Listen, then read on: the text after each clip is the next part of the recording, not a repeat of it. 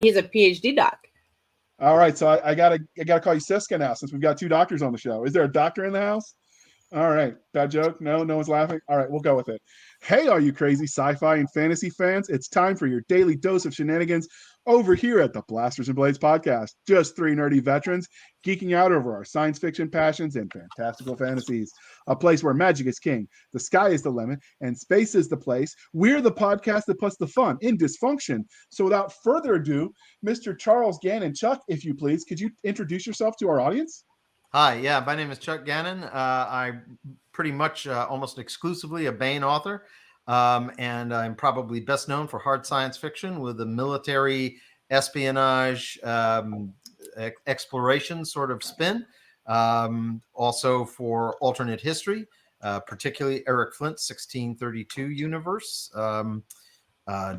Branched out a couple of years ago into post-apocalyptic by borrowing John Ringo's universe for 2 books, and then last year epic fantasy that ain't your daddy's epic fantasy. It's got a lot of the tropes that we love, but they actually get stood on their head. So it's simultaneously it's a love letter to fantasy, but it's also a poke in the ribs. I dig it. So the next part of the introduction, dear listener, is how we first found them. So I found Charles, Chuck. I keep saying Charles because that's what you publish under. We want people to find you to buy your books. But I found him through Doc. So Doc, how did you meet the one, the only Mr. Dr. Chuck Gannon? I think I was familiar with his work, but then we met at, I want to say it was a Liberty Con. So might have been the Baen Bar. At Dragon Con. I'm not sure. It was one of the two. I think the Baen Bar Dragon Con was the first. It was I remember I had the whiskey that I bought at Liberty Con with me, and we all were drinking it. So and I was watching, and it was amusing. So, but yeah, that's how we really got started talking, and I've paneled him for a couple panels in fantasy literature. No, I don't think you've ever had me fantasy. This would be different. We did the science versus fiction. Magic. No, it was a science versus magic on fantasy literature my first year as a director. Did you? It was in a ballroom, and I had to surprise moderate it because our moderator goes, "I'm not moderating it. I'm too tired." So I ended up moderating it. It was I had such bad stage fright in that moment because no one knew. It was a ballroom set for 1,000 chairs, and I freaked out, going, "I don't have to talk. It'll all be okay." And then I did, and I'm like, "Oh gosh." Well, the good news is when you were here last time talking about 1632, which was a lot of fun. I did get the audiobook because Doc bugged me and enjoyed it. But this time, you bug me all the time. But this time, because we wanted to break it up, we changed the religion question on you. So you gotta shoot from the hip. Fire away. Okay, so Mad Max, Planet of the Apes, or Logan's Run is your sci-fi options tonight. He doesn't look keen on any of them. So probably Planet of the Apes, but only the first movie. Fair. That's fair. Logan's Run would have never. That wasn't even on the boat. And again, I would have said the same thing about Mad Max. First movie or not at all. I liked the first movie. The other movies in Planet of the Apes kind of started feeling very C-rated movie. Oh yeah. Yes. Absolutely. Yeah. So I do like a cheesy B and C movie, even D-list type movies. I'll watch the heck out of them, but I can recognize that that's not everyone's cup of tea, and I like them because they're so cringe you can laugh at them. So, but I tend to, when we have to think outside the box and not do the standard that we always ask if it's the second time guest, I try to theme them by era so they come out all around the same contemporary. So they were close, according to Google. And if Google is wrong, we will sue them later. Yeah, because I think there's got to be at least 15 years between Mad Max and Planet of the Apes, the original. Got to be close to that. I have no idea. I prepped these notes 2 weeks ago. My mind is already forgotten. You stand by it. That's your story, and you stick to it. Yeah, I'm sticking with it. All right, Doc. Ask the next one before I look like a total fool. Okay, Lord of the Rings, Chronicles of Narnia, or The Wheel of Time? Lord of the Rings. Not that I don't like Wheel of Time, and not that Narnia isn't something. Narnia was great to read to kids. That is not what I remember Lewis for. I think his single, I think best work is probably the Screw Tape Letters, and after that, I'm a fan of the Perelandra trilogy. But Narnia is great for kids, but I mean, in so many ways, Lord of the Rings put fantasy as we know it on the map. And it was certainly my first experience with it at like 12 or 13 years of age. And I was sold and sold hard. So how can I not? I also picked that one. I mean, the first time you were here, we didn't do the sci-fi questions yet. And the second time, we were tight on time because of the dragon, and there were you and your co-author. So you hadn't answered. But I also figured, since you're an academic, and all three of them, I believe, were right. They were all known academically as well. I'm pretty sure, if I'm remembering my English lit history from all those years ago. I don't know if I don't think Jordan was. Jordan was, but I know it was continued on by Sanderson, who is an academic as well. Is he an academic, or did he simply teach writing courses? It's a little different. He teaches writing courses now.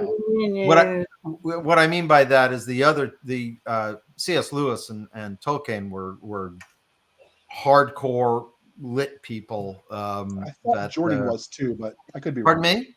I thought Jordan was too, but I could be wrong. He might have been. It certainly hasn't attached itself to his bio with the same prominence that you know what to do has attached to the other two. You know what to Perhaps do, because they're English and they come to wearing tweed naturally. I don't. Yeah. and dear listener, if I'm wrong, you know what to do. Put it in the comment section. We'll have a talk about it. And we can blame JR. We blame Nick Garber. He's not here today. Oh yeah, but you actually are like our Robert Jordan expert out of the three of us. Doesn't take much, but we'll talk about that one off air. All right, move along, Doc. Move along. So, which was your first love, though? Science fiction or fantasy? Science fiction. Absolutely. So, what was your first memory engaging in speculative fiction? Was it? Speculative fiction is a little different. I remember there were these books that were sort of like simpler, less. They were kind of like The Wind in the Willows, but without any significant content. They were these sort of like, animal books where the animals were characters and would go around and do things. And no, it's not the Care Bears or anything like that. But I was very interested in animals. I started wanting to be a paleontologist and write about it, and then be a zoologist and write about it, and then be an astronomer and write about it. Oh, what about an astronaut? Dangerous. But then about age 12, I realized what I really want to do is learn about cool things and write about it. And, 95% of all those other jobs is fairly isolating. Not that being a writer isn't, but there's a big difference between I am now bending over a rock trying to see if that's a chip of a tooth or just a piece of white rock. And you'll spend all day long, trying to uncover that. When I'm isolated and writing, it doesn't even feel like I'm writing. I actually feel like I'm channeling. The things in my head are so vivid that I kind of feel like I'm cheating. I feel like I'm getting credit for something I'm not doing, and maybe. No. Rate, I think you're doing the hard part because you're actually using the words and the typing thing. Yes, well, and the grammar. It's true. I do that. If you've ever engaged with me, I'm not great at the spelling or the grammar. Probably the first novel that people would remember, and that. Oh well, no. Okay, so when I was about 9 or 8, because Scholastic Book Services saved all our lives during the Cold War. There was something called Digby Allen's Space Ranger. And they were a bunch of books where Dig Allen and his erstwhile friends took rockets to the different planets and discovered the different life forms that were at all of them. It was wildly optimistic. It was by that time completely flying in the space of all known science. But it was science light, but it was, the idea was Neptune was cold and this place had more gravity, this place had less gravity. And that was pretty interesting to me. But the first serious science fiction novel I would say I really, really strongly remember is H.G. Wells' War of the Worlds. And I still think that that is one of the superlative novels in the field. So, and now not you know having a- much more about my origins in science fiction than you ever wanted to know. so did you ever read the juveniles Heinlein wrote? I don't know. I didn't even know there were well, no, I have to say so one or two of the juveniles are the ones I haven't gotten around to. I think the first Heinlein I read was Starship Troopers, followed by, as much as I like Starship Troopers, a very close second is Moon is a Harsh Mistress. That's a good one. I looked at my mother and I went, "Did you know that there were Heinlein juveniles?" And she goes, "Well, of course, I made you read The Moon and the Harsh Mistress." And I went, "That was not a Heinlein juvenile." So she and I had a discussion about that because she made all three of us read it. And for each one of us, that was our first introduction into Heinlein. That's a pretty tough one. That's a pretty tough one. Advanced reading. My mother just threw us into the deep end a lot. It's the one way to learn to swim. It is, but and get visits from social services. Yeah. Hey, who's counting? They were a little busy. That's what your mom told you. The bottom line was she probably had like a spy camera set up, so she knew when there wasn't anybody in the office. I really truly thought that my mom had eyes in the back of her head because she always knew what happened when I was at school. It wasn't until decades later she told me that my friends were coming home and telling her. No, she had eyes in the back of her head. It's Great friends. It's true. Great friends, right? Great friends. Yeah. My mother's a really sweet lady. She can cut information out of anybody. So, we've covered which one was your first love, what your first memory of engaging in this was, but what is it that you love about science fiction and fantasy?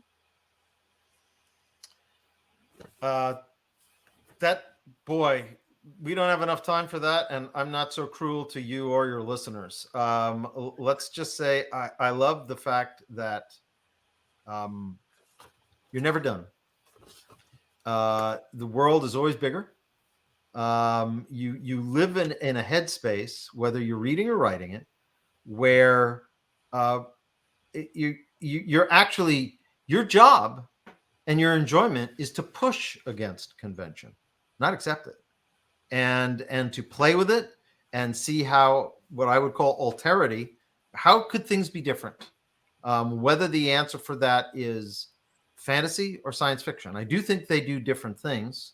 I think they each have their own, what I would call more effective wheelhouse. For instance, when I wrote the book that brings me here today, This Broken World, it was a huge amount of fun for me simply because when I'm writing hard science fiction, I believe that the job is to create a "you are there" feeling.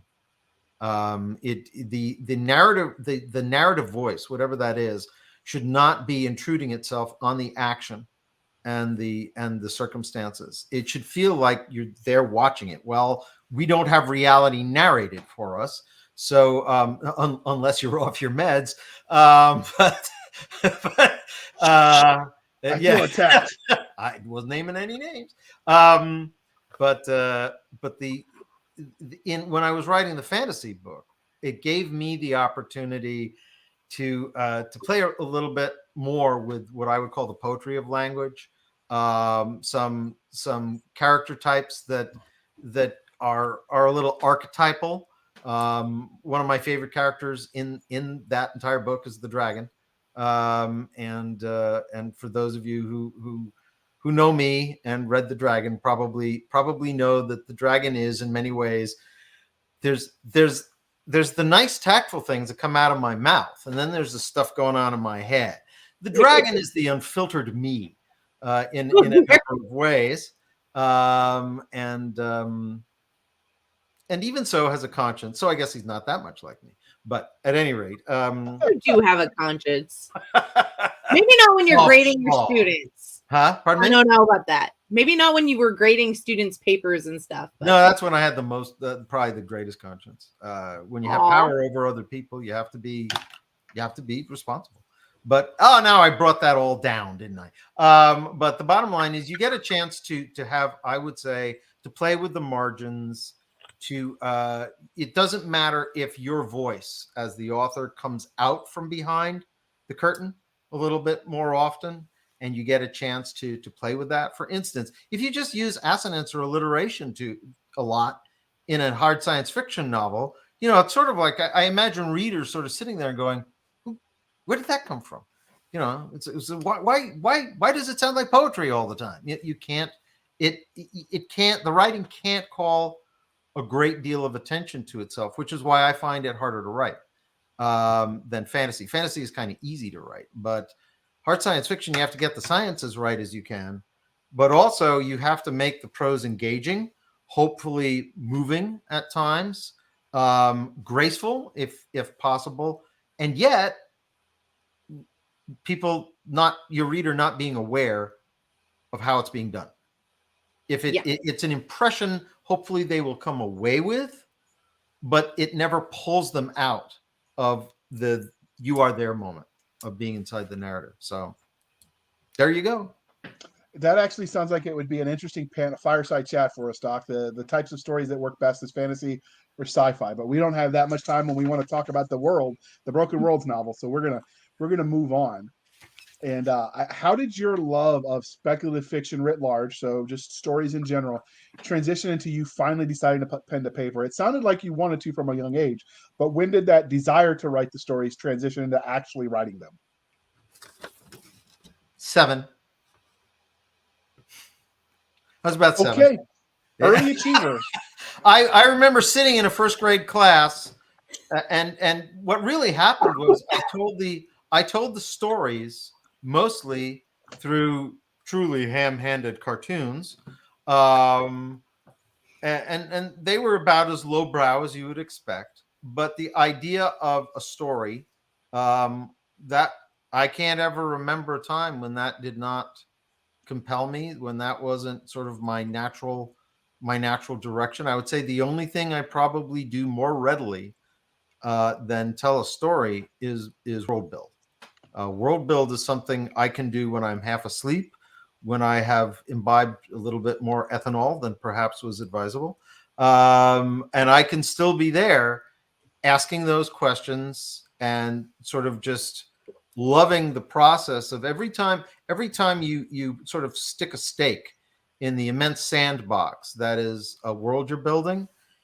It has many ramifications, and the cascade of ramifications is just, that is a place I love to live.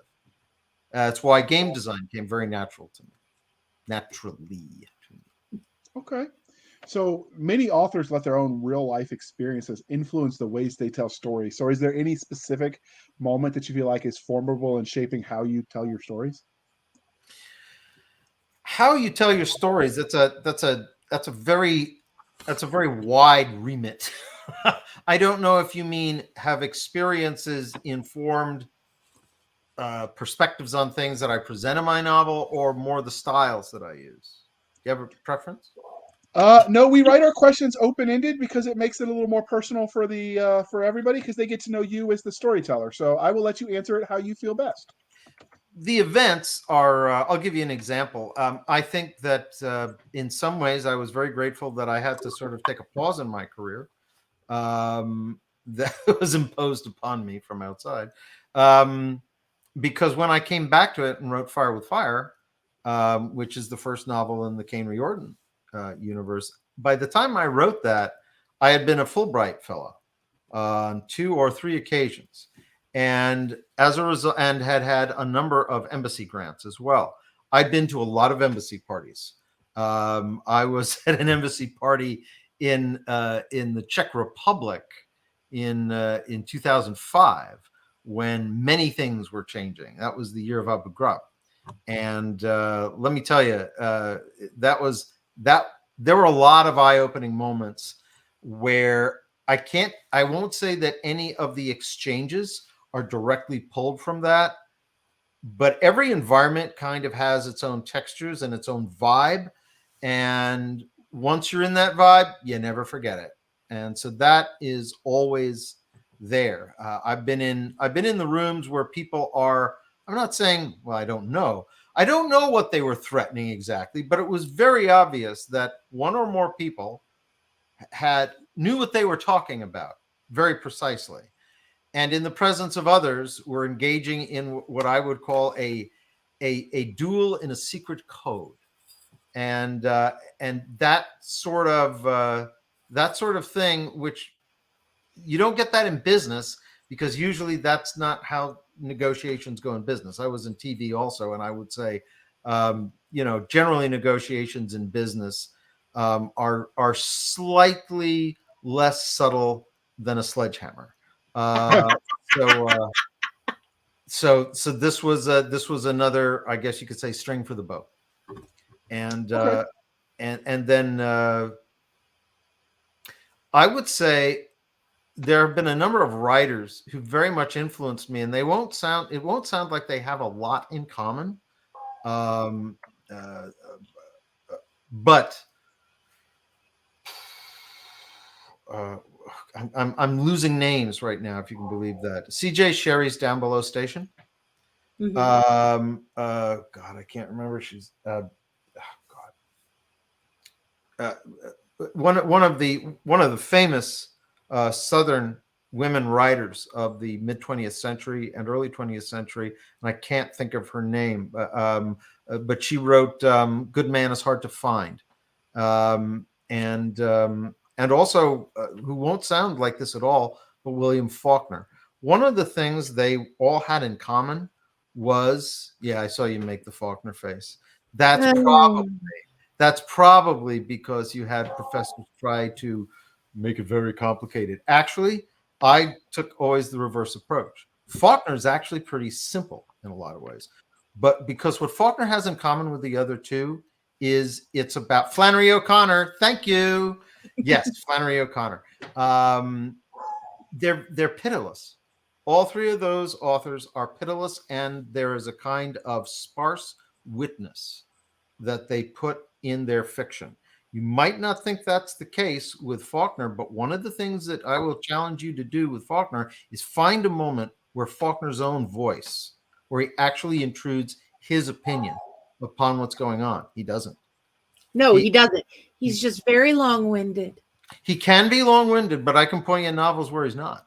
But at any rate, not here to sell William Faulkner. William Faulkner, as far as my quick takeaway on William Faulkner is, Faulkner pushed the limits of fiction. That's a daring maneuver, and like many daring maneuvers, he crashed and burned as often as he landed it. And that's but that's the nature of what he was doing.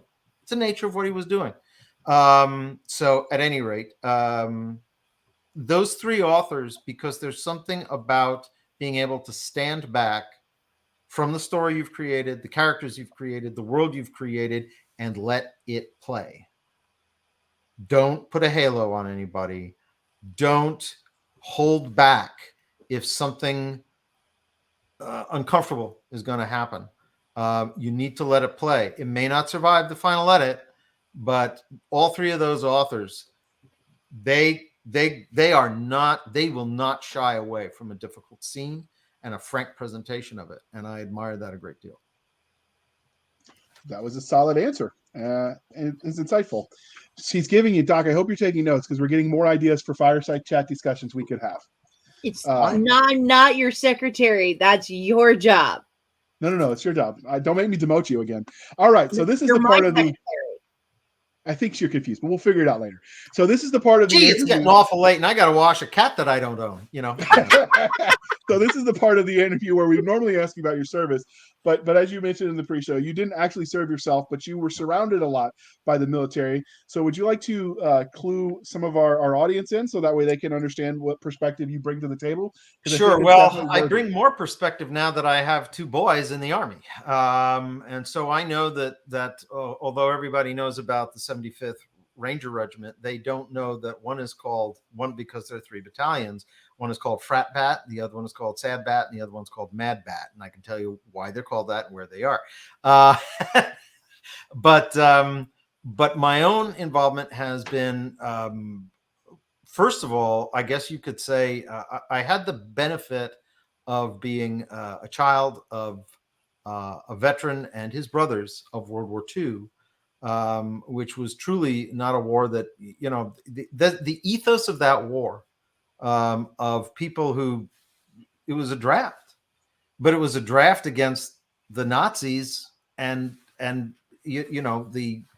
incredible ruthless militarism of the Chinese government at that time. So that was I was sort of, I guess you could say, from the very first, these were the stories that I heard, and these were the stories of the many ones around me towards which I gravitated, because I think there is nothing quite so compelling as the story of the citizen soldier. I don't mean to say anything negative about the professional soldier, but I guess I would say, if I was living back then, I would say we need to hear more about the professional soldier. Now Can you explain, because it's an interesting distinction, citizen soldier versus professional soldier. Sure. I'm not sure everybody in our audience is going to understand it. And I understand it, and I think JR understands it, but we're also really Fine. big dorks. I'd be happy to. Very few of the people who went to World War II ever envisioned that as the course of their life. What happened was the nation, and arguably the world, needed people to right wrongs and create a safer world. But the need was such that they were summoned to do it. Now, whether or not you enlisted or whether or not you were drafted, the bottom line is, I know very few people from when I was a kid, I knew plenty of people who were in their 50s who had been in World War II. And the number of them who said, oh, yes, I always intended to make a career out of the military, or I intended because I knew there was going to be a GI Bill, because, of course, no one did know there was going to be a GI Bill in World War II. That sort of was one of the things that came out of it. A lot of the big state schools that you look at today, take a look when they started. They're land grant universities. They started in the 20s, but they really grew with the GI Bill. That was when their populations absolutely exploded. The money poured in. They became research centers because the traditionally the I guess you could say the more elite universities were smaller, and they couldn't even grow if they wanted to. But citizen soldiers, they did not make this part of their life. This wasn't going to be a way they were going to get ahead. This wasn't about a pension. It wasn't about any of that. It was about learning to go into combat or serve whatever role one was going to serve as part of the armed forces, as a citizen, because that was your job as a citizen, not your job that for which you were hired or trained, but it was your duty, and a duty you felt inside yourself. A professional soldier, to my mind, is somebody who says, like my two sons, although they're very duty oriented about it, I'm going to do this. It has benefits connected to it, in the educational framework, in the retirement framework, a variety.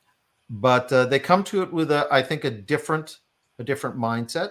But it's also quite explicable. I think it was Heinlein in Starship Troopers who kind of talked about World War II. His character in the 23rd century is looking back, and he said, World War II, that was probably the last war that was fought where you could actually sort of be turned around and sent into combat in a reasonable amount of time.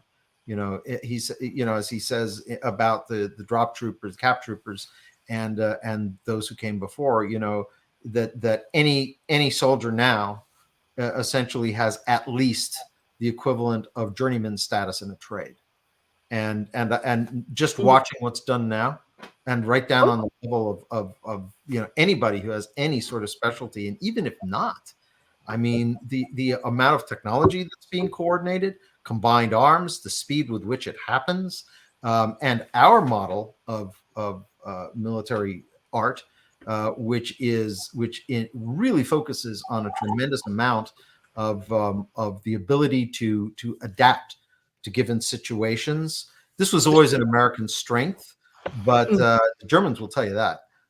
They had a very different opinion of us by 1944 compared to their first contacts in 42. it is truly a trade that is a very that is demanding, not just physically but mentally and in terms of discipline, and conditioning your mind to be able to go with TRADOC and then know that this is the moment when now we make this up as we go along, but we've actually been kind of prepared to do that too. If for no other reason than we have broad knowledge and we've been given confidence in our own ability to do so.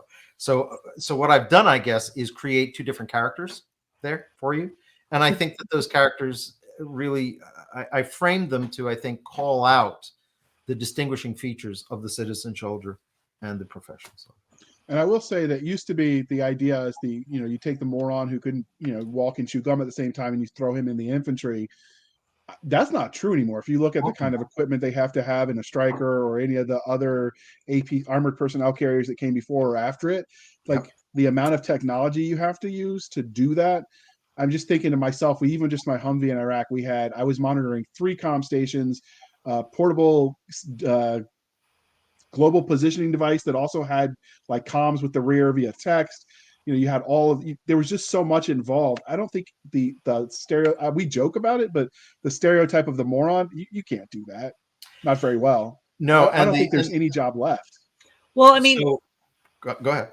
The infantry actually has the highest average general trainability score. And I think that's part of the strength of the infantry. And some of it's just because you have brilliant people who just want to blow stuff up and have fun. But it's also they also have the ability to think out of the box, and they want that. So, they absolutely do. The both of my boys are 11 series. One is 11 Bravo. Well, no, one's 11 Alpha, and one's 11 Charlie. Alpha means officer, and but he's not the Ranger. The Ranger is the one who's an E5 and has already he's got. He has his EIB. He has a Pathfinder. He has MLOC. He was airborne from get-go. And there's one other, I'm not getting it, but you get the Jumpmaster. So the bottom line is that it is an extremely complicated job, particularly as you get into the more elite units. Anybody who is deploying into the field of battle from above, anybody who's jumping in, the number of things that you have to know how to do that are actually packed into very small packages that have to be integrated with each other, survive getting dragged around. You have to be able to fix them or be able to troubleshoot them, whatever the case may be. And you've got to integrate them, because if you're not in the net, you're dead. So and that's been true pretty much, I would say, since Kosovo. Yeah. Well, if not before. There was also an article I read that was an interesting article. It was a military history article that said that since the time of the Roman legion, the weight soldiers carry has not really changed, but the amount of stuff totally has it, because we've been able to advance stuff and then shrink it. And then we also make stuff lighter. But once we make something lighter, let's just add this other thing in. Well, that's it, which is one of the reasons. And now we get to how am I involved in the military? Because starting about I was writing about it from a nonfiction standpoint in 2000. My first book was nonfiction. It was called Rumors of War and Infernal Machines. It won the American Library Association Choice Award.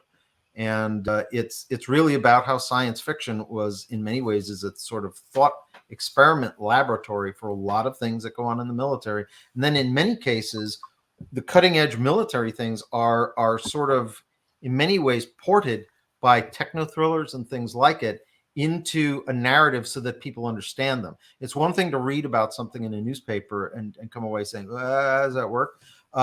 People did not understand, for instance, laser guidance or laser targeting or things like that until probably most of them saw a very, very memorable sequence in Clear and Present Danger, where they're using a laser pointer that is actually the guide-in bomb. I think that's been released from an F-16 that's over the horizon, and to see that is something that you can write articles about it, and most people just won't get it.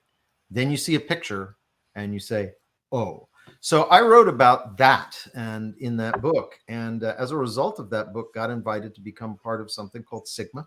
It's called science. The motto is science fiction in the national interest. I think sometimes it's equally global interest. But I've been in the 5-sided squirrel cage a bunch of times. And I think I have directly most of the 3-letter and 5 letters I've been involved with at one point or another. A couple of the 3 letters not, but all the branches except for I think the Coast Guard. So sorry guys, Well, Space Force because they're new. So yeah, that's true. Although some of the people that were in the 5-sided squirrel cage that I consulted with and for are now part of that. So I knew them when. So you could say we'll call that as tangential, and we'll accept. Yeah. That is all super cool, but we're going to delve into some of your fan experiences now. Have you had any cool fan art or cosplays of one of your characters yet? Yeah, very early on, a great guy at who goes to LibertyCon most years, on and off recently. Maybe you know him. His name is, believe it or not, Christopher Robin, and he's from Florida. And I actually I created I Tuckerized him, and his nickname was Tig. So you can imagine why. I have met him. Yes, and he came as his character. I think the first year the book was out, and it happens. It happens sometimes. Then I'll go for a long time and not see it, and then again, and then I will see it again. But fan art has happened a lot, actually, and from people that I'm really flattered that they wanted to render things. It's usually spacecraft because I describe them, I guess, pretty well, or in what I would call engaging detail, not dull detail. And some of those then actually became and evolved into artwork that you can find on my sites. And actually there's an electronic only 2nd edition of Fire with Fire, where a bunch of the spacecraft you can find. The guy said he's a great artist by name of Instead, and he was doing this work, and I talked to Tony Weisskopf, and I said, could we pay him to do these? Because he's doing some really great work. And she said, yeah, we can drop a few bills that way. So she did, and they're there if you want to see them. And he did them like they're engineering blues. They're that precise. Oh, I've seen those. Yeah, they're good. Yeah. There's one that I wish I could show more frequently, because the zoom in on it, the detail is, I don't even know what the pixel rate on that is, but it's immense. Yeah.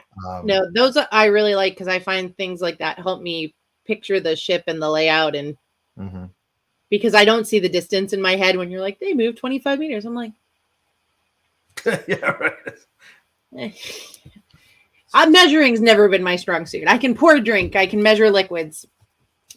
So it's because my first sergeant kept telling me that the 1 mile, I'm like, isn't that 3 miles we just ran? Like, it's 3 miles in my car. Like, no, that was only a mile. Okay.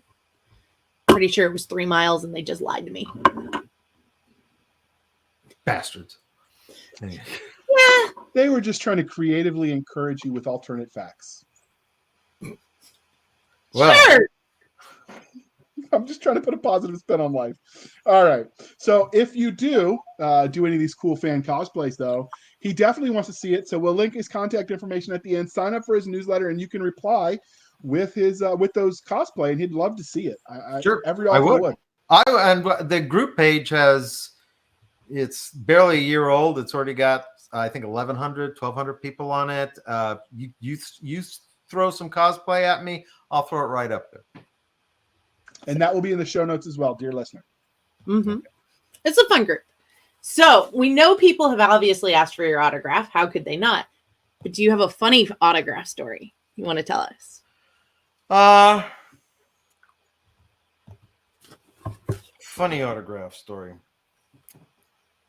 Or you can tell us about what the first time it was like to have somebody ask you for your autograph. I don't remember, actually. No, I think I can't even remember the first time it happened. I think it was in a hallway someplace at RavenCon, maybe. And it stunned me because I think the book was only out for a week or two. It was the very first book. And I was like, really? You have this already? Okay, fine. I didn't know it was a thing. I never have been an autograph collector at all. My funniest autograph story is actually the autographs that I didn't want, but I got. Greg Bear, of obvious multiple science fiction and award fame, was also a member of Sigma. He's alive, but he's not participating anymore. And we were at the Reagan Center in DC. It was Department of Homeland Security. And I talked about we had a moment apart, and I remarked how I really admired his book Eon, and I really do. And he said, "Well, you should bring it in, and I'll sign it." I said, I don't do that. But I said, I'd have to find it. So the next day, we again have a moment apart, and he comes up to me, and he has this aggravated look on his face, and he said, "Okay, here." He handed me a book, and I think it was one of his Mars books, and I opened it up, and it was To Chuck Gannon, who pestered me mercilessly for this autograph, Greg Bear. And it's sitting on my shelf right over there. Right over there. Awesome. Oh, I do have another cool autograph story, but again, the only one I ever went to get. Oh, I think the best piece, the best novella in science fiction, and arguably one of the best pieces of speculative fiction I've ever read, is a story titled Kings Who Die. It's by Poul Anderson. It was written in 1967, I think. It was one of my first pro appearances at Icon, which was on Long Island. And it was one of the first cons that actually sort of really had a big celebrity track and TV track. I mean, before that became a thing, before there were even really Comic-Cons, before they became what they are now, at any rate. And so Poul Anderson was there. And I had this thing in a collection, Judith Merrill's Year's Best Science Fiction, 1967 or something like this. This is like 93, 94. And I wait my turn in line. He sees my pro badge. And he's like, "What?" I said, "Would you sign this, please?" And he looked at it because he used, it's High Crusade. He's asked for all the Flandry series, Eds and Flandry, all of that sort of stuff. He says, "This?" I said, "Yeah, would you mind?"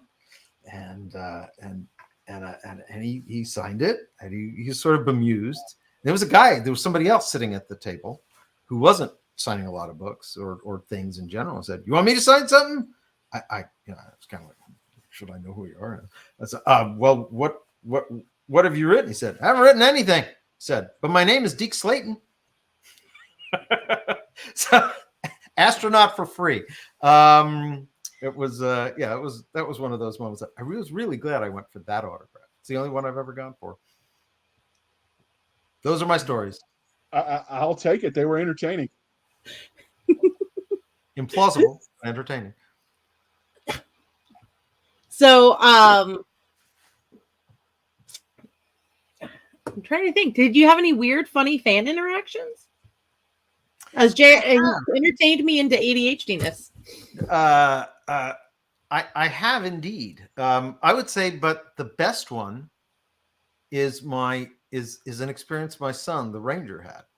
And he had it while actually he was going through RASP. And he had so he had one of my books there. He was reading it. And one of the guys was also in RASP, came by and said, That's a kind of cool book. I like science fiction. He said, "Do you?" He said, I hear this guy isn't bad. The fellow says, "Oh, yeah, really? Okay." So, yeah, his name is fairly well known. And he looked at the spine of the book. Mind you, this is all going on. It says on the spine of the book, Charles E. Gannon. And there's my son sitting right in front of him with a name tag Gannon. Never put it together. 3 or 4 times. Never picked up on it. Okay. So someplace, I think there's a guy by the name of Eugene who really didn't clue in. But that was, I just always thought that was very funny because on 3 separate occasions, my son got so obvious. It was like everybody was in on the joke. They was like, really? How? What? Yeah. But anyhow, so that's probably my favorite weird fan interaction that didn't even happen exactly to me. So in the pre-show, you also said that there's a lot of shenanigans that happen at the Bane bar at the various cons, and I know And Roadshow. Roadshow. There we go. And I know you frequent Dragon Con and Liberty, so if you're ever there, you should look him up and give him more to talk about. Absolutely, do please. The one that I can't remember, but it was pretty funny, is that there were. This was when I think it was pretty early. I think Fire with Fire come out and Trial by Fire come out, and I wasn't that well known a fixture yet, despite the fact the books had sold very well. Both of them had been nominated for the Nebula, blah blah blah. But people had not yet been cursed by coming into contact with this. So so they were talking about, what's this guy like? Do you like his writing? Yeah, it's pretty good. I mean, but you know, I don't think it'd be for everybody. And so they look over at me because I'm looking over at them. And they say, what do you think about this guy? I said, he's a hack. Yeah, and then ultimately it was the Roadshow. So then Tony calls me up for the book, and I say, "Excuse me, gotta go." And they're like, so that was probably the story came back now when I had to relive it. So did Tony get mad at you for that? Pardon me? Did Tony notice that you'd said that, and did she get mad at you? No, but she's way up on the stage. If you've ever been to Dragon Con, that's a big room. So okay. It is a big room. I was getting up and chatting with two people. Tony's also used to feral cats who disguise themselves as authors. Sure. All right, Doc. Bring us back on track. You can do it. I know you can. Maybe. There's a track here? Yes. I didn't know. So have you ever spotted somebody in the wild reading one of your books? Yeah. And what was that like? What did you do? They were on a plane, and I know my stuff isn't. Very few science fiction books are sold in airports. That's not where they're usually sold. And this was a trade paperback. So I was trying to figure.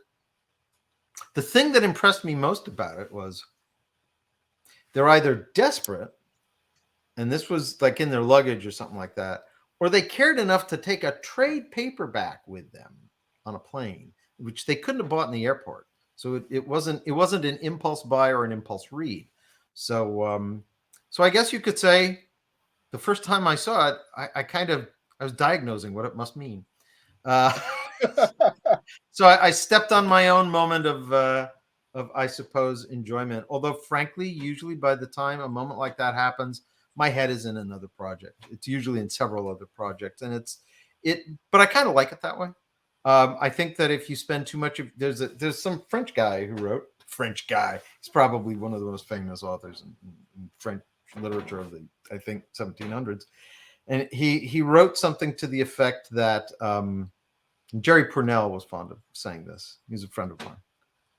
He said he would quote this guy and he would say, I go with him. I said, what do you mean? He said, I do not like writing, but I love having written. And I'm the guy who likes writing. When I'm done, by the time it comes out, it's like, oh yeah, that. How's it doing? because I'm not doing it. I mean, it's nice. Believe me. Accolades are nice when you get them. But my attitude is really one of gratitude. I didn't mean to rhyme, but sometimes it happens. But I say this, and I mean this honestly. If I could go around to every person who's ever bought one of my books, and so I could hand deliver the book to them and say thank you, I would do that. Except for, of course, I'm sure I'd be on wanted posters all over the nation if I did that. Not a little stalkery there, eh? But at any rate, that's how I feel. I'm not in it for the the pats on the back. It's nice when they come, but I'm just grateful that people want to read what I write, because a lot of what I write, that's a different fireside chat, but there's a lot of stuff, I would say, in most every one of my books, certainly the books set in my own worlds, that if you read them a second time or a third time, you may see things you didn't see the first time, and that's quite intentional. And as a matter of fact, there are different threads and different series which have yet to intersect. And when they do, I think I expect as many reactions of either one of these types. That's so cool, or I'm gonna kill him. It's, you know, and maybe from the same person. So, you know, but I guess you could say that for me, the interest is in how all the different threads weave together. Okay, and so the news for you listening, though, if you do get the "I want to kill him" reaction, probably best not to tell him, because he does know a lot of people with the Alphabet Boys and friends in the Ranger Regiment. It's just probably a bad idea. Just keep it to yourself, for your own safety, of course. But this is the moment where we're going to pause. This is the smile of a guy who signed way too many NDAs. Anyhow, understood. So this is the part where we pause and we shamelessly shill for the man. The war between Al Masia and the Empire of Kolakovia is in its 100th year. Casualties grow on both sides as the conflict leaves no corner of the world untouched. Ilarion Glaskov's quiet life on the fringes of the Empire is thrown into chaos when an impossible tragedy strikes his village. When he is conscripted into the Tsarist military, he is sent to serve in The Wall, an elite regiment that pilots suits of armors made from the husks of dead golems. But the Great War is not the only, or even the worst, danger facing Ilarion, as he is caught in a millennia-old conflict between two goddesses. He must survive the ravages of trench warfare, horrific monsters from another world, and the treacherous internal politics of the country he serves. Servants of War, new military fantasy by Master of Horror Steve Diamond and international bestseller Larry Correia. Available on Amazon or wherever fine books are sold. Pick up your copy today. All right, thank you for sticking with us, and we welcome back from that commercial interlude. So this is the part of the introduction, an hour in, where you tell us the Reader's Digest version of your body of works. I'm supposed to do that? Yeah. Good grief. The ones you're the ones We you're most kind of gave known it for, to us in maybe? I beg your pardon? Well, So anyhow, this is the book I'm here hawking today. All right, well, since we're going to do that, then let's put the cover up. Okay. And so what's the story? Doc is reminding me that when you did the introduction, you did a little bit of that, and I should have marked that off. She makes fun of me like that. So sue me. All right, so, well, not really, because I'm poor. But this is the cover. So what's the story behind the art for this cover? I know you work with the artists at Bain, but how does the art process happen for this? For this, it was, this is a cover by Kurt, and he did a great job with it. I wish you could see the back. Oh, I wish you could see the back. Let's see if I can. You have to have actually it in front of you. The dragon's head is a very, very faint scaled outline on a patterned back. The art for this was really quite collaborative. We talked about the kind of dragon it would be. There are things in that image which are very, very purposeful. For something called the Broken World, you might say, why do I see a Taiji symbol? That's the sort of what people call yin yang, or the Zen symbol. And that's quite intentional, as you'll notice up top. Although it's called This Broken World, it is book one of the Vortex of World series. And there you see a vortex. Indeed, if you want to think of it this way, those spheres are in fact the vortex of worlds. But you'll notice that, and this was something that I think will be a little bit more pronounced on the next cover, that there is there's a sort of silver ring into which they are through that they enter into as they begin to spiral out of sight. That's a very important part of the series. You will not exactly see what that means in this book, but very early on in the next book, which is called Into the Vortex, hint, hint, that will become important. So the art there was really a we went through a number of iterations, and that's what we came up with. I really like what I consider I don't know, but the moment I saw the typeface, I said, oh, Wheel of Time. It looked like Wheel of Time to me. It has that sort of vibe, and you know what? It worked for that, so I'm not going to complain about it. It was. I really like this cover. It's fairly simple in execution.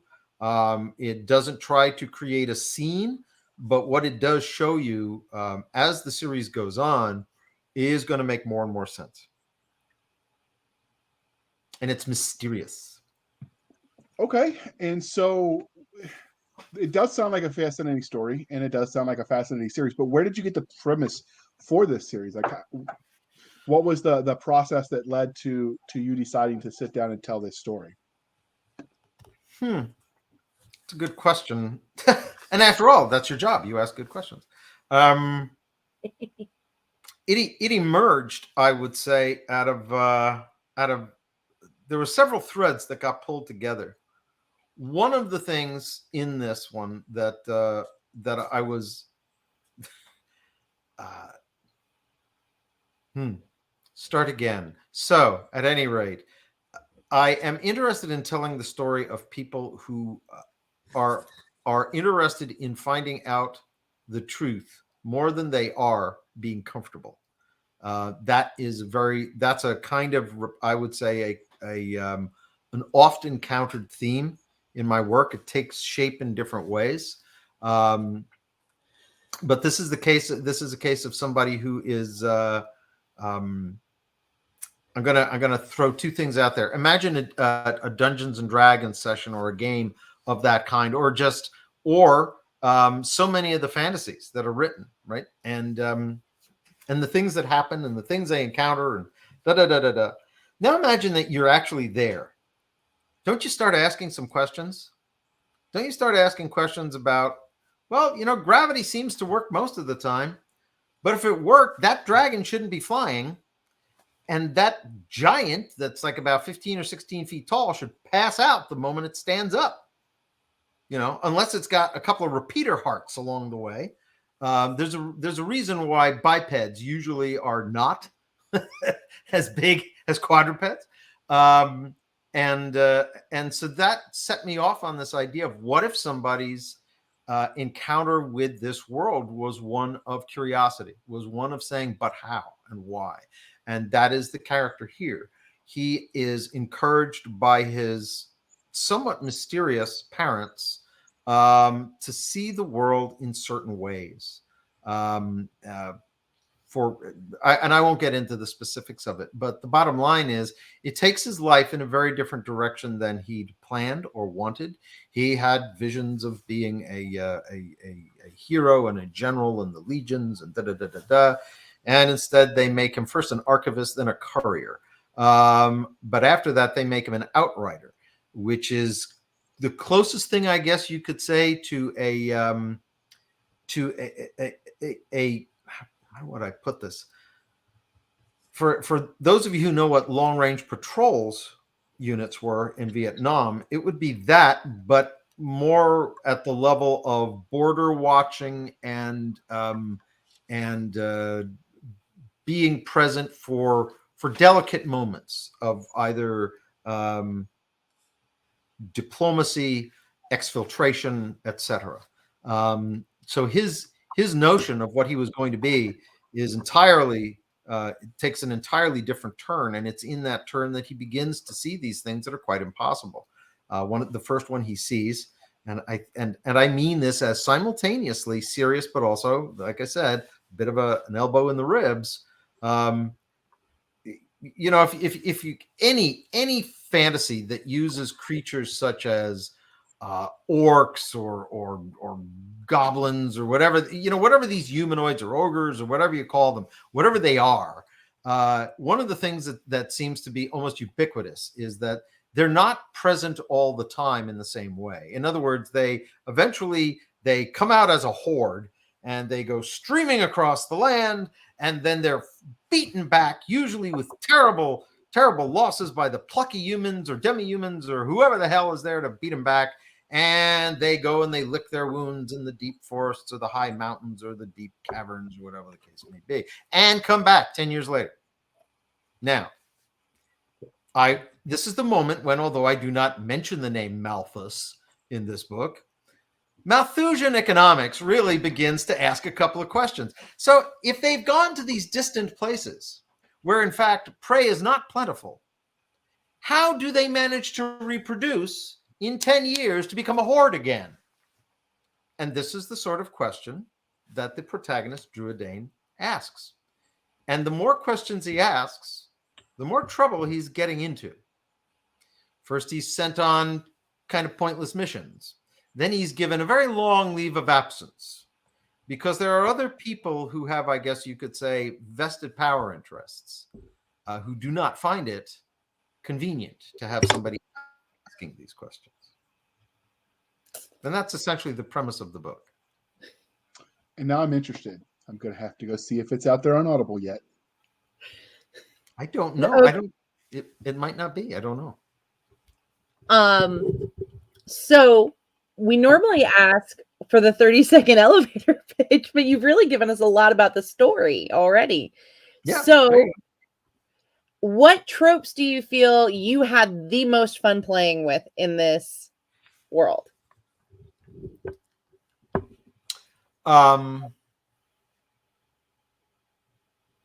Assumptions.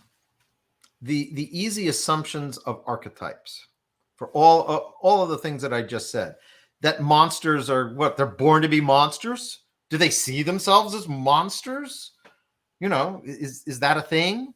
You know, so many fantasies, even I would say generally very, very interesting and exciting fantasies.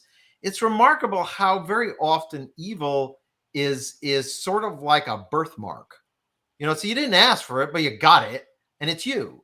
And creatures are evil, and therefore it makes them kind of, you don't have to think about dispatching them, do you? You know, well, they're evil, so you get rid of them. You know what? I'm not going to say what that reminds me of, but it doesn't remind me of anything particularly good. There may be some things that are I would say, their temperament would make them a very, very, very bad fit for neighbors. But that doesn't necessarily mean that there's some sort of supernatural, malign quality to them. Sharks are pretty nasty critters, but sharks don't think about evil. They don't think about posterity. They don't think about history. They don't think about the ratio of the hypotenuse to the legs of the triangle. They think eat, breathe, eat, swim, eat, breathe. That's all they are. We impute evil to them. And that's one of the things, that was one of the tropes that I really had fun with, both in terms of making people who, the characters in the book from the human lands and what I will call the sort of, what they would call the more civilized lands, don't ever have to come face to face with these things. So of course it's easy to make them just something to be killed. But of course, what Druidane has to do is, in order to figure out what's going on with them, he has to go to where they are. And in the course of going to where they are, he comes to understand that not that they're all, lovely creatures and are deeply misunderstood, but they are misunderstood. And why they do what they do and how they do it is one of the things that he becomes aware of. And I think that the easy assumptions and the easy black and white hat sort of notions that prevails in an awful lot of fantasies, that trope, I would call it almost a values trope, is definitely something that I have a lot of fun sabotaging here. So you've mentioned that in the earlier part of the interview that you do pull some on people that you knew to help inform the types of characters you wrote. Was this one of the situations where the main character was formed by the needs of the story and you built outwards, or did you have an idea of the main character and you fit him into the universe? Well, one of you has a dog that clearly has a very strong opinion about that. He likes your books, apparently. Either that or a child is being horribly mistreated someplace off camera. No child. No. Okay, so Off the switch. I beg your pardon? Oh, I was making a joke that no, I put my child to bed ages ago, which he strenuously protested. Yeah, put him to bed doesn't necessarily mean stays there, though. I will say from definitely personal experience. But if I could ask you to repeat that again, how I came at the character? So did you come with the character first and then you fit him into the larger world as the person with the curious mind? Or did the needs of the story create the character and you develop the personality outward from there? The answer to that is yes. Okay.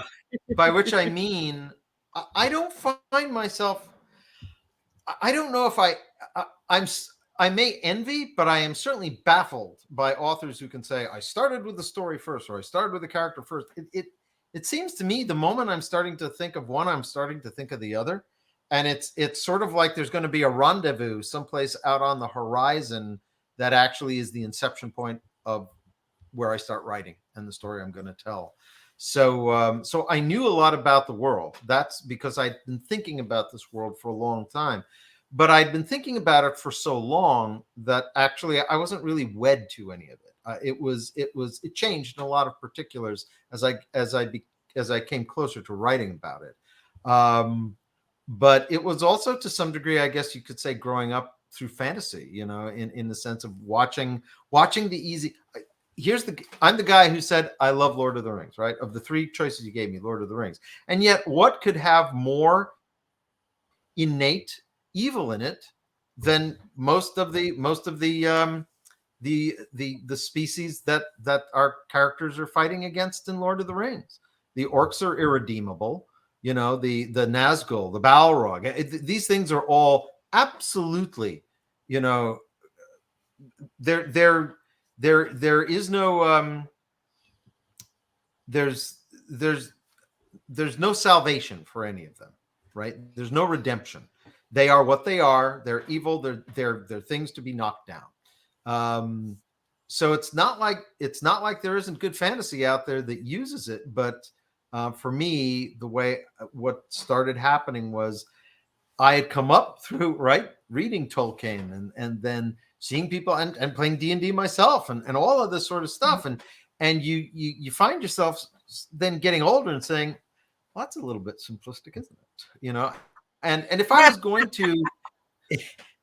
going to sit down and say, and then of course I think sometime in the 80s and the 90s we got the bad guys are misunderstood. It was that sort of came along with deconstruction. I think there was I think a very self-conscious movement in fiction in general, in media in general, about that which we used to privilege as good became the evil, and that which we had assigned the role of evil became good or misunderstood or martyred or whatever the case may be. And it was a good contrast, but I think both of them were extremes. Most things just have to get along, whatever that means for them. And the interesting question for me was, how would I answer? What would the story be behind these things that my readers are going to recognize from fantasy tropes? But then when they get to know them, they realize that these tropes are being undone before their eyes.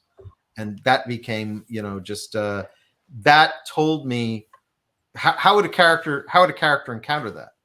And then it just became kind of neat to take another case of disappointed expectations, where our main character, who seems, by the way, totally suited to be a warrior and go off and be a general, but he's made an archivist, and then he's made a courier. And it's like, well, what'd I do wrong? Am I going to be selling ice cream next? What happens now? So So there's a lot of I guess you could say it's bait and switch with a purpose. The tropes you think you're going to get if you follow along are not, they are not what you encounter in this book.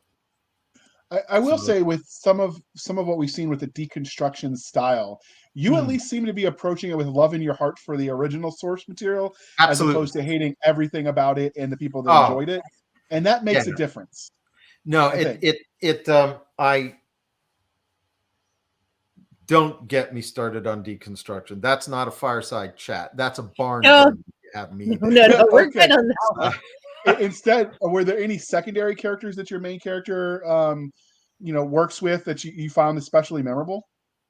Yeah, the character of Ahern in this, who is apparently, again, he does seem until the very end to be the bluff, ready, sword swinging type, etc., etc., etc. Always has his eye on the next job. Always has his fingers out, ready to grab the next coin, and he's very avid about this. But as it goes on, he's very orderly about it. And there's I won't spoil it for anybody, but in the very last pages of the book, you'll understand him entirely differently, and you will have a 180, I think, experience with changing your opinion of him and why he does what he does.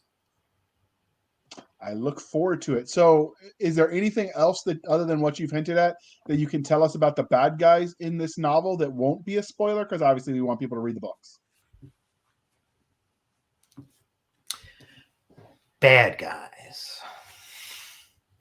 There are a lot of species that are inimical, not because they're evil, but because they, we're either food, or in the case of some of them, they did just fine when there weren't so many of us.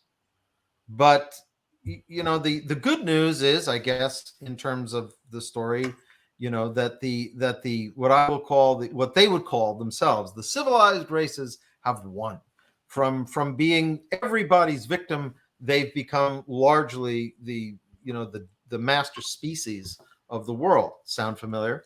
But the bad news there is you only get to be that pervasive and dominant by essentially pushing other things out of the way.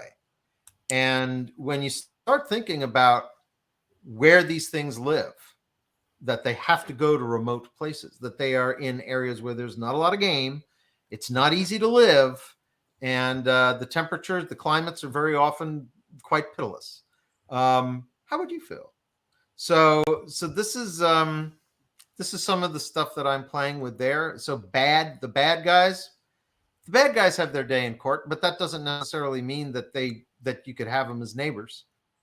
I would say here's what I'm not doing. I'm not wagging a finger, a remonstrative finger at anybody.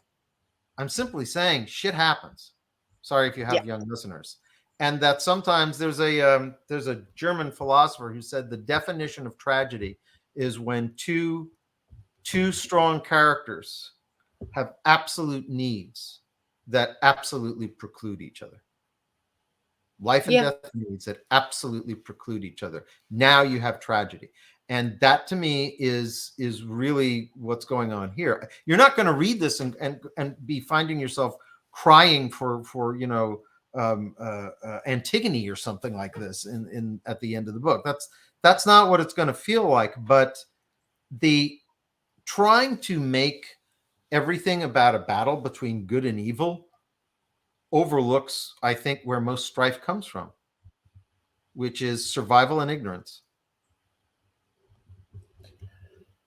So I would agree with that. Now that Chuck has given us a very good, very thoughtful, very deep answer, which I'm not even surprised by that you would give us a thoughtful and deep answer, we're going to ask the fun question of the night. If your characters met you in a back alley, and knowing what you did to them and knowing who you are, how do you think you'd fare? From this book? Yes. Well, the protagonist would have said, yeah, you were right, but I still wanted to be a general. Damn it! The antagonists. The antagonists would shut me up, because if I wrote the book, it means I know what the main character knows, and they would want to do to me what they are trying to do to him towards the end. So, so yeah, I wouldn't fare with the antagonists. No, because they'd even be more worried. He stumbled across stuff. They would take one look at me and they'd say, "You're the guy behind this? All right, you're out of here. You know, you never existed," and I can make that happen. So often with fantasy worlds, and even also with science fiction worlds, the world itself is as much a character as any protagonist and antagonist. Yeah. So can you give us a bit of what to expect from the world and the world building you did? Because I know you're a world builder. Oh yeah, I resemble that remark. Yes.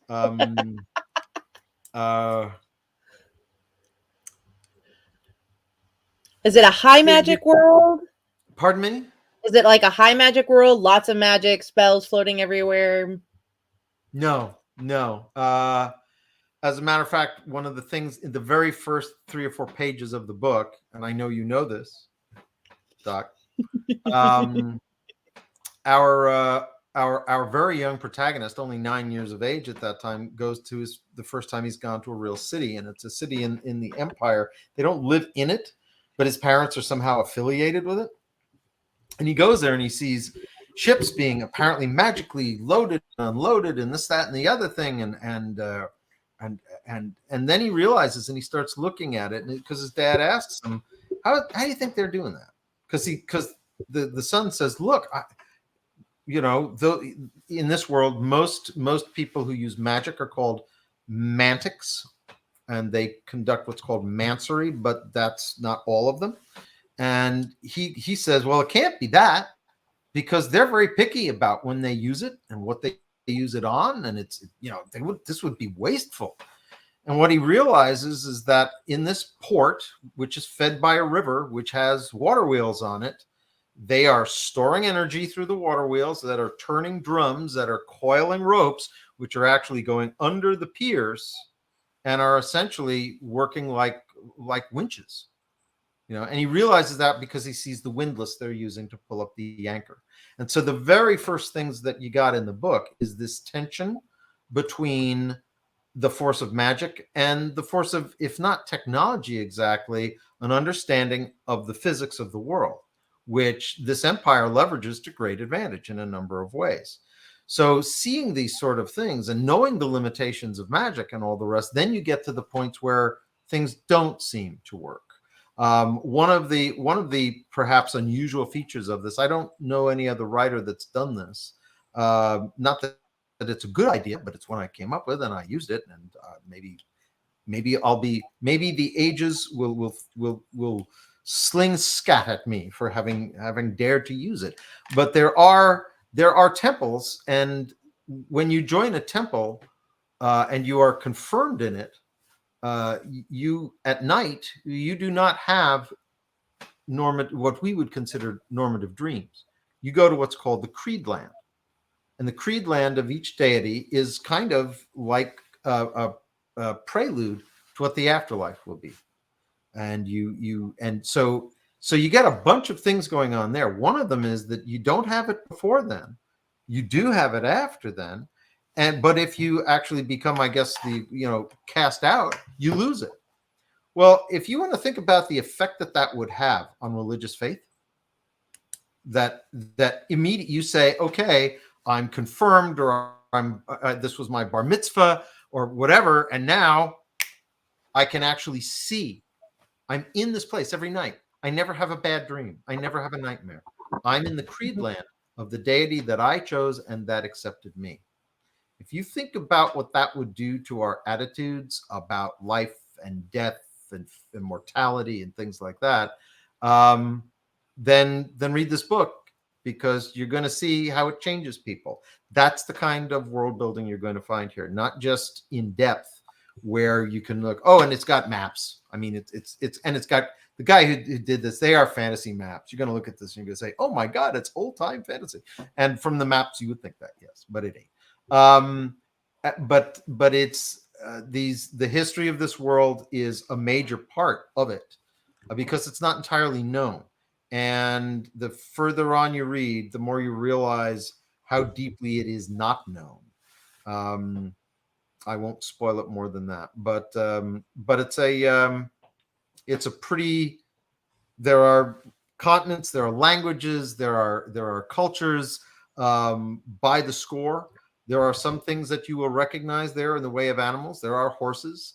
There are all sorts of animals that we recognize from this world, and then there are things that you don't. That could just be chance on my part, because I do lots of things by chance. I also have a Brooklyn Bridge to sell you. So I'll let you. I will let you sample it.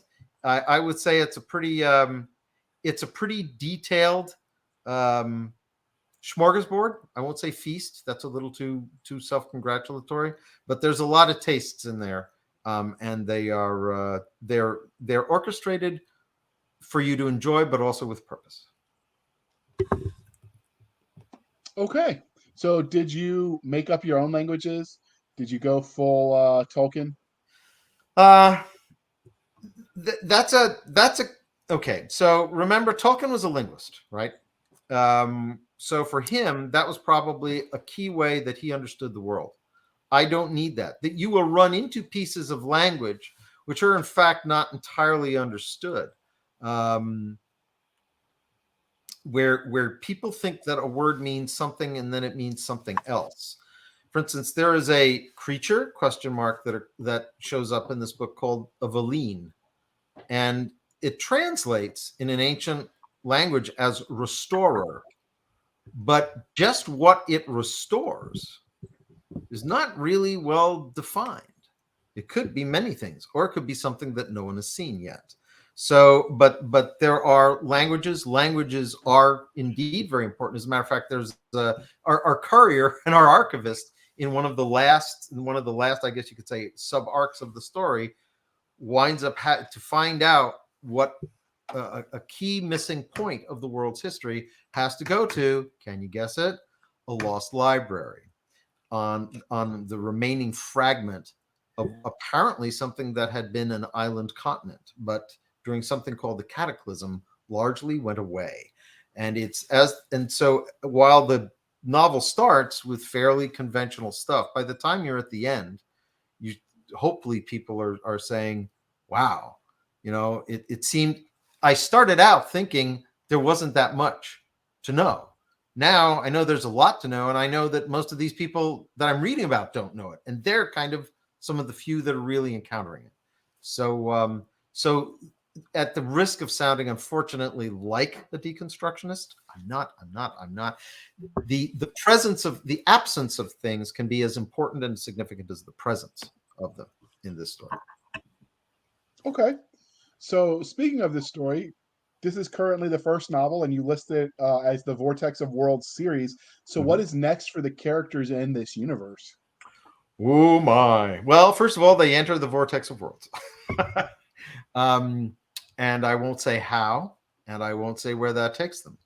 I will say that probably all the characters you would want to see come back, as well as some of the ones you'd rather not.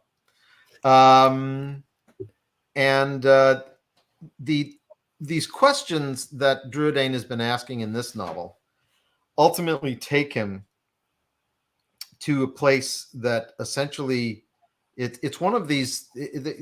It is, I guess you could say, a metaphorical representation of the notion that if you would know your home, you must leave it.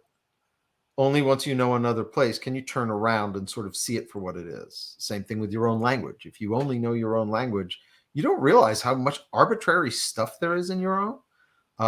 And the same thing with cultures. So in this case, in order to get to he asks all these questions and ultimately does not find any satisfying answers. And beyond that, the lack of answers is potentially dangerous. I won't say to whom or how, but that you read the book for that. But he at the end of the first book, he's told where what he probably is going to need to do is go away to look back on it, to really maybe learn what the answers are. So hence the vortex of worlds. Hence he is going to go to a very different place, and what he discovers there is answers some things, but for every question answered, 2 more spring up, because that annoys and entices readers. So do you think this is going to be a trilogy or more?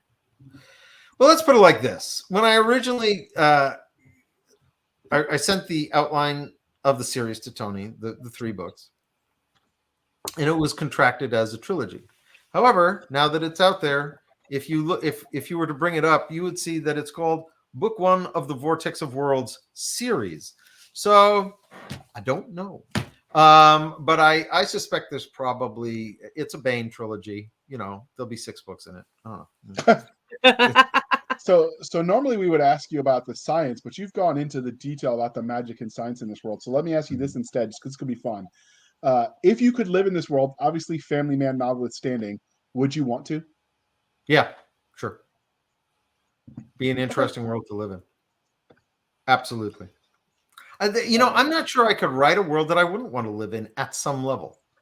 Even a world that's awful, how can I put it? Why would I want to spend time here in a world that I wouldn't want to live in? And I guess that's probably why world building is so important to me, because it's probably the only way I can stand doing this for a living. It's a good thing you don't write grimdark then. No, grimdark could be very interesting. And but you wouldn't want to necessarily live there. Pardon me? I don't know that you would be very healthy to live in a grimdark world. Healthy and happy are different than interesting. They can all be present at the same time. But I would say, for people who know me from the Kane Riordan series, I am also, right after this, the second one in this series, I'm starting on the 6th Kane book, which actually already is about a third done. And while it's not grimdark, it is a very interesting world that would scare the hell out of me if I had to live there for a day. Yeah. Okay. I can. You don't know it yet. You don't know it yet, though, Doc. You don't know. Oh, I've talked to you, and if you're going to be scared, I know I don't want to deal with it. Oh yes, you do. Oh yes, you do. You want to see what happens next. You're probably right. I am a glutton for punishment. So, of all the magic in this world, is there something that you would take from this and put it in this world and be like, I'm going to just borrow this aspect of this world and bring it over here, so I can use in real life? What would it be? And what would you do with it? The Valine that I mentioned earlier. And I can't say what I would do with it, because that would actually define what it really is. Oh, so that's all a mystery. So part of the fun is asking you what you would use and then how you would abuse it, because everyone's like, oh, I'd use it to solve hunger. And I'm like, no. How would you abuse it? But you can't answer that one. That's kind of, that's fun though. But I get it. You can't give any spoilers. So, all right. I guess we'll have to accept that, because this is a spoiler-free zone here. So once you've read it, you'll actually realize there were a lot more spoilers than it seemed. Okay, so now I'm going to have to read it and then go back and listen to this again and see what I can pick up. Okay, challenge accepted. All right, Doc. Another one hooked. All right, Doc. Keep going. So you've talked about creatures you've created in this universe, but is there a way you went about creating them? Did you let biology kind of the environment of the world, or were any of them like, I need something that does X? Like, how do you go about creating your creatures? Sometimes I would say I need something that does X, but that does not biology. Let's put like this. What may at first seem random is not, and what may at first seem like it is supernatural isn't. There is an explanation underlying everything, and so most of the creatures, I know their biologies. I understand it quite well. That there's, you might say that's my science fictional habit coming through. But also, this is a book about the tension between the plausible and the implausible, or the explained and the unexplained, or the possible or the impossible. So I need to know where that line is, because if I don't know where it is, then I'm shining you on. I won't shine a reader on. First of all, it's wrong. Second of all, you guys are too freaking smart. So I'm not going to do that. Usually the smart answer is also the right answer, the just answer. Okay. So this is the part where Doc likes to remind everyone that the Dragon Awards are open, because she's a little bit addicted to the Dragon Con. But before we wrap this up, was there anything about this series that we didn't ask you that you wanted to tell us? That we Wait. No, I think you've been really thorough, but apparently Cisca has one more question. It's not just that the Dragon Award nominations are open. It's that this book is eligible for a nomination this year and an award. That's the important part of this. And I appreciate that. And all right, and this would be in the fantasy, obviously, category, because we like to state the obvious there. But so this is the part of the interview. Dear listener, while I remind you to please be kind and speak your mind on the reviewing platforms, your reviews help the right readers find the right books, so do your thing. And if you buy it over at Baen Books, because that helps the author a little bit more on their website, the authors get a little bit higher. You could still go over on places like Barnes & Noble, Goodreads, Amazon, and review the book after you buy it from Baen. And if you don't want to do that, there's BookBub. And if that's too much work, you could just start your own blog and review it all there. That's always helpful. But either way, review the books and share what you think about it so other people can find good things to read as well. So, Charles, as we let you go, and as usual, reminder, dear listener, he writes as Charles Gannon. Can you tell listeners how they can find you? And it'll be in the show notes. Sure. The best place to find me is certainly on Facebook. It is pretty much my only social platform, simply because it takes too much time to keep up with the others, and I don't find that it's a good return on investment. But I'm deeply invested in Facebook, even if I'm not there all the time. I have a group page that is for actually my science fiction series, although things about this broken world have shown up there. My guess is they're probably going to keep doing that, and that's okay. And in the future, people will see just how okay that is.